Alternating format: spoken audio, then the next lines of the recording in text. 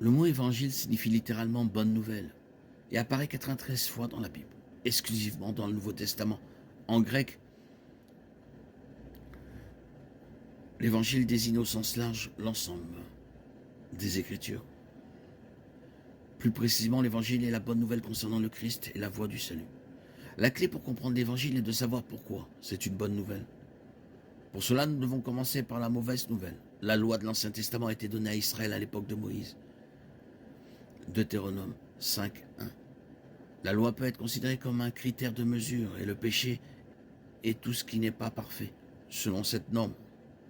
L'exigence de justice de la loi est si stricte qu'aucun être humain ne pourrait la suivre parfaitement, ni dans la lettre, ni dans l'esprit. Malgré notre bonté ou notre méchanceté les uns par rapport aux autres, nous sommes tous dans le même bateau spirituel. Nous avons péché et la punition pour le péché est la mort, c'est-à-dire la séparation d'avec Dieu, la source de la vie. Romains 3:23. Pour que nous puissions aller au ciel, la demeure de Dieu est le royaume de la vie et de la lumière. Le péché doit être d'une manière ou d'une autre éliminé ou payé.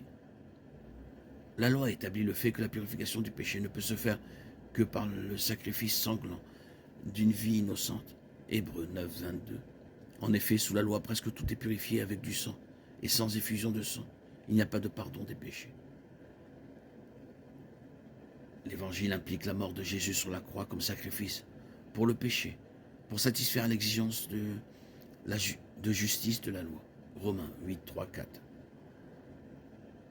Car ce qui est impossible à la loi étant donné la chair, c'est que Dieu a condamné le péché dans la chair, en envoyant en cause du péché son propre Fils, dans une chair semblable à celle du péché, afin que la justice de la loi fût accomplie en nous, qui marchons non selon la chair, mais selon l'esprit. C'est pourquoi, lorsque le Christ est entré dans le monde, il a dit « Tu n'as désiré ni sacrifice ni offrande, mais tu m'as préparé un corps. Dans les holocaustes et les sacrifices pour le péché, tu n'as pris aucun plaisir. Alors j'ai dit, voici, je viens pour faire ta volonté, ô Dieu, selon qu'il est écrit de moi dans le rouleau du livre. » Après avoir dit, tu n'as voulu ni agréer les sacrifices, ni les offrandes, ni les holocaustes, ni les sacrifices pour le péché qui sont offerts selon la loi. Il ajoute, voici que je suis venu pour faire ta volonté. Et il abolit la première pour établir la seconde.